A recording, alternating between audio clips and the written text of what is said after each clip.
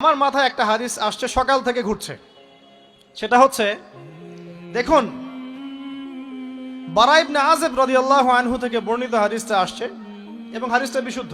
এখান থেকে আমি মূল আলোচনা যাচ্ছি যে একদিন আনসার মানুষদের মধ্যে, আনসার কারা? আমাদের আনসার বাহিনী। আনসার কারা? যারা মুহাজির সাহাবীদেরকে আশ্রয় দিয়েছিল মদিনায়, তাদেরকে কি বলা হয়? আনসার। তাহলে শব্দটা সুন্দর না? তাহলে আমাদের বাহিনীর নামটাও সুন্দর, মাশাআল্লাহ। তো আনসার সাহাবীদের মধ্যে একজন ইন্তেকাল করেছেন, ইন্না লিল্লাহি ওয়া ইন্না ইলাইহি রাজিউন। এখন তাকে দাফন করা হচ্ছে, আর নবী সাল্লাল্লাহু আলাইহি ওয়াসাল্লাম কবরের পাশে চুপ করে বসে পড়লেন। তার বসা দেখা দেখি বাকি সাহাবীরাও তাকে ঘিরে গোল করে বসে পড়লেন। তারা বলছেন, আমরা এমন ভাবে এখানে বসেছিলাম যেন আমাদের মাথার উপরে পাখি এসে বসতে পারে। চুপচাপ, কোনো নড়াচড়া নাই। দেখেন, রাসূলের সাথে বসার সুন্নত দেখেন। কোরআন এবং হাদিসের মাহফিলে বসার কিন্তু সুন্নত আছে। এখানে বসে দুনিয়াবি এত গল্পগুজব করা যাবে না। এই মোবাইল টোবাইল হাবিজাবি নিয়ে এত ব্যস্ত থাকা যাবে না। দিলের কান দিয়ে শুনতে হবে, ঠিক আছে? আদব আছে, না হলে কথা আপনার উপর তাসির করবে না। তারা এমনভাবে বসেছিলেন যেন মাথার উপরে পাখি বসতে পারে। সুবহানাল্লাহ। এবার নবী করিম সাল্লাল্লাহু আলাইহি ওয়াসাল্লাম বলছেন যে যখন মাইয়েতকে কবরে শোয়ানো হয় তখন সে তাকে দাফন করে যাওয়া ব্যক্তিদের হাঁটার খসখস আওয়াজ শুনতে পায়।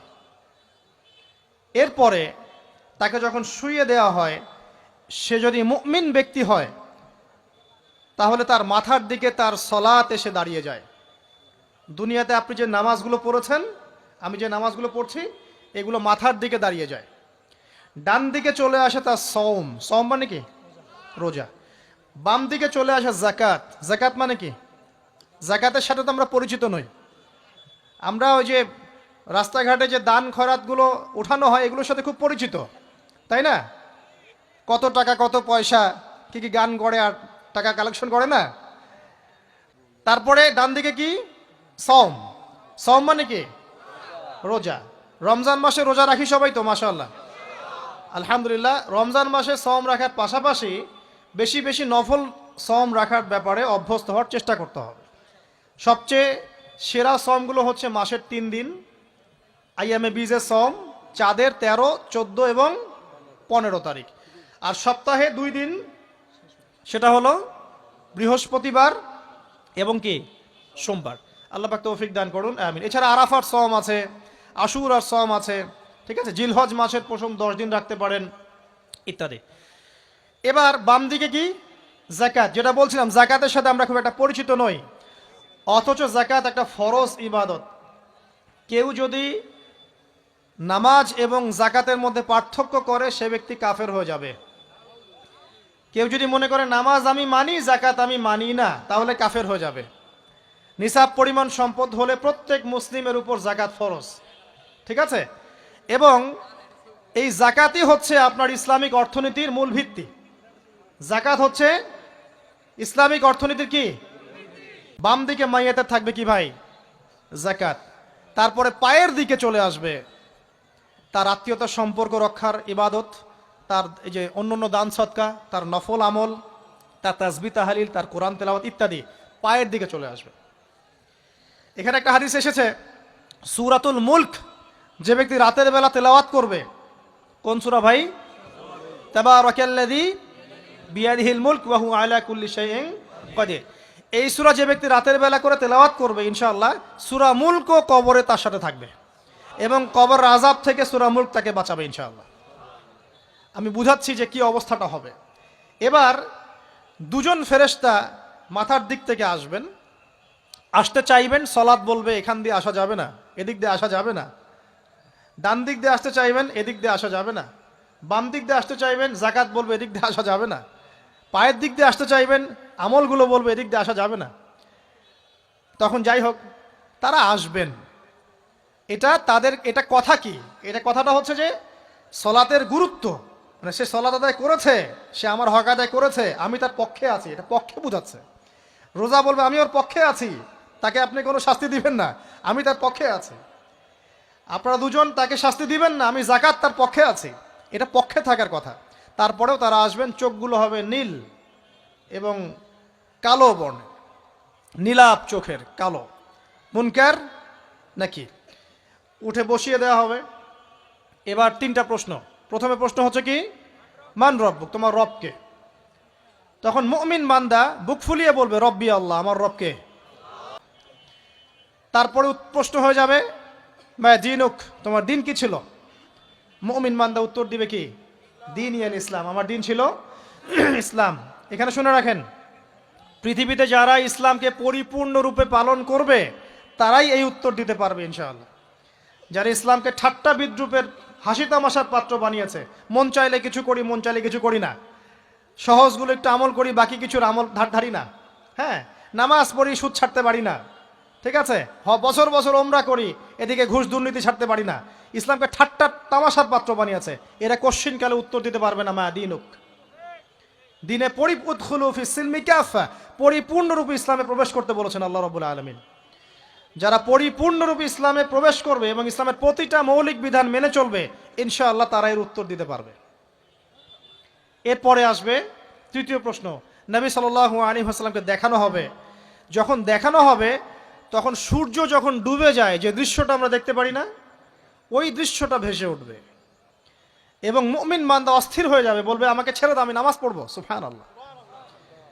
কারণ তার কাছে মনে হবে যে আসরের ওয়াক্ত হয়ে গেছে, আসরের ওয়াক্ত হয়ে গেছে, আসরের ওয়াক্ত চলে যাচ্ছে, আমাকে নামাজ পড়তে হবে। চিন্তা করেছেন?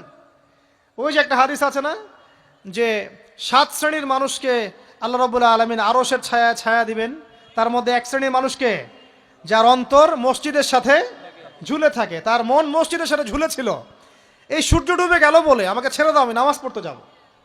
তখন ফেরেশতারা বলবেন তোমাকে নামাজ পড়তে দেয়া হবে, তবে তার আগে তুমি এর উত্তর দাও। কি উত্তর? এই ব্যক্তির দিকে তাকাও। তখন নবী সাল্লাল্লাহু আলাইহি ওয়াসাল্লামকে দেখানো হবে, সাল্লাল্লাহু আলাইহি ওয়াসাল্লাম দরুদ পড়বেন, বলা হবে যে এই ব্যক্তির সম্পর্কে তোমার কি ধারণা? মান হাযা রাজুলু বুইসা ফীকুম, এই ব্যক্তি কে, যাকে তোমাদের কাছে পাঠানো হয়েছিল? মুমিন ব্যক্তি নির্দ্বিধায় বলে দিবে যে তিনি হচ্ছেন আমার নবী মুহাম্মদুর রাসূলুল্লাহ সাল্লাল্লাহু আলাইহি ওয়াসাল্লাম। দেখুন, পৃথিবীতে যে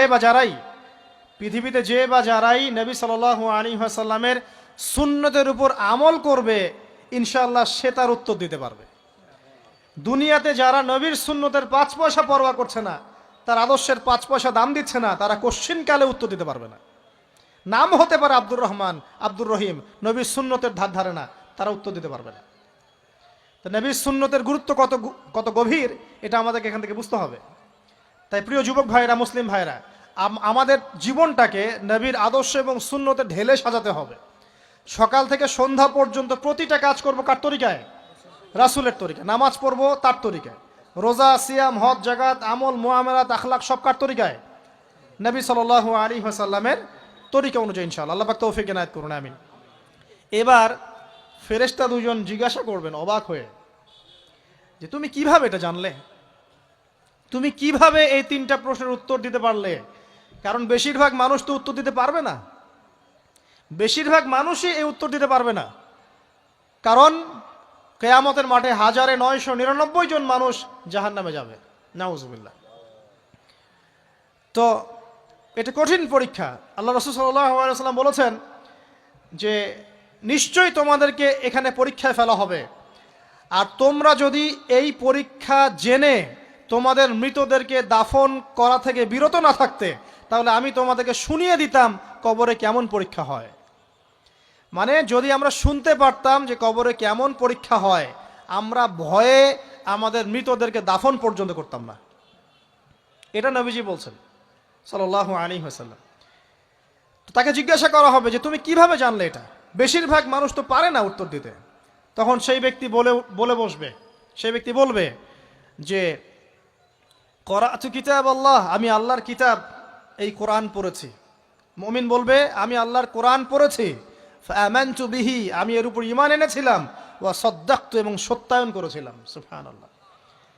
অতএব দুনিয়াতে যারা দিনের জ্ঞান অর্জন করছে না, কোরআন পড়ছে না, হাদিস পড়ছে না, পড়াশোনার চেষ্টা করছে না, জানার চেষ্টা করছে না, কবরে পার পাওয়া ডিফিকাল্ট আছে। এটা একটা অন্যতম প্রশ্ন। আমরা কিন্তু মনে করি 3টা প্রশ্ন হচ্ছে, আসলে প্রশ্ন হচ্ছে কয়টা? 4টা। 3টার পরে আরো একটা এক্সট্রা। কিভাবে জানলে? তখন উত্তর দিচ্ছে, আমি আল্লাহর কিতাব পড়েছি, ঈমান এনেছি, সত্যায়ন করেছি। সুবহানাল্লাহ। নবী সাল্লাল্লাহু আলাইহি ওয়াসাল্লাম হাদিসের পরের অংশে বলছেন যে যখন কাফের বান্দাকে উঠানো হবে, তখন ডানেও কিছু নাই, বামেও কিছু নাই, সামনে পিছনে কিচ্ছু নাই। মাথার দিক থেকে ফেরেশতারা চলে আসবেন, উঠিয়ে বসানো হবে, প্রশ্ন করা হবে, কে তোমার রব? একটাই উত্তর, লা আদরি, আমি জানি না। নাউজুবিল্লাহ। কি তোমার দিন? লা আদরি, আমি জানি না। এই যে আল্লাহর তো খবর নাই, আল্লাহ পাকের বিধান মেনে চলার কোনো খবরই নাই, পরোয়াই নাই। সে জানবে কিভাবে ইসলাম কি জিনিস? সে জানবে কিভাবে আল্লাহ কি জিনিস? ও তো আল্লাহকে চিনেই না। দিব্যি বলে বেড়াচ্ছে মহাবিশ্ব সৃষ্টি হয়েছে বিগ ব্যাং থেকে, আল্লাহ বলে কেউ নাই। মানুষ সৃষ্টি হয়েছে বান্দর থেকে, নাউজুবিল্লাহ। কিভাবে উত্তর দিবে? মান রব্বুক।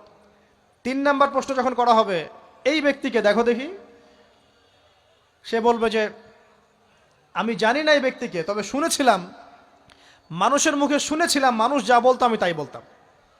মানে সে রাসূল সাল্লাল্লাহু আলাইহি ওয়াসাল্লামের নাম শুনেছিল হয়তোবা, কিন্তু তার সুন্নত বা আদর্শ কখনো মেনে চলে নাই, পারলো না। এবার জান্নাতি ব্যক্তি হলে কি হতো? ওই যে সূর্য ডুবছিল যেখানে, তার দৃষ্টির সীমা পর্যন্ত কবরকে প্রশস্ত করে দেয়া হতো, এবং জান্নাতের একটা দরজা তার কবরে খুলে দেয়া হতো। এটা কিভাবে করা হবে সেটা আল্লাহ পাক জানেন, এটার ব্যাখ্যা করার জ্ঞান আল্লাহ আমাদেরকে দেন নাই। যেই মানুষের ক্ষুদ্র জ্ঞানে মানুষ ব্যাকটেরিয়া ভাইরাস নিয়ে গবেষণা করতে হিমশিম খেয়ে যায়, সে মহাবিশ্বের স্রষ্টা নিয়ে কিভাবে গবেষণা করবে? আল্লাহ পাকের অসীম জ্ঞানের সামনে আমার জ্ঞান কি? খুবই ক্ষুদ্র। এটা হাদিসে এসেছে বুখারী শরীফের মধ্যে, যে একটা মহাসমুদ্রের মধ্যে যদি একটা পাখি 1 ফোঁটা পানি উঠিয়ে নিয়ে যায়, ওই 1 ফোঁটা পানি হচ্ছে মহাবিশ্বের জ্ঞান, আর বাকি পুরো মহাসাগর হচ্ছে আল্লাহ পাকের জ্ঞান। তো আমরা এই ক্ষুদ্র জ্ঞানের মানুষ হয়ে আল্লাহর জ্ঞানকে কেমন করে পেনিট্রেট করতে পারি? তো আল্লাহ পাক জান্নাতের দরজাগুলো খুলে দিবেন, একটা দরজা খুলে দিবেন, সেখান থেকে বাতাস আসবে, সে জান্নাতের নাজ নেয়ামত উপভোগ করতে থাকবে, এবং তার রূহটাকে সবুজ রঙের পাখির আকৃতিতে জান্নাতে রেখে দেওয়া হবে। ইল্লিন মানে ওখানে জান্নাতের নিয়ামত সে পাবে। এটাকে বলা হয় দারুল বারজাখ বা বারজাখের জীবন।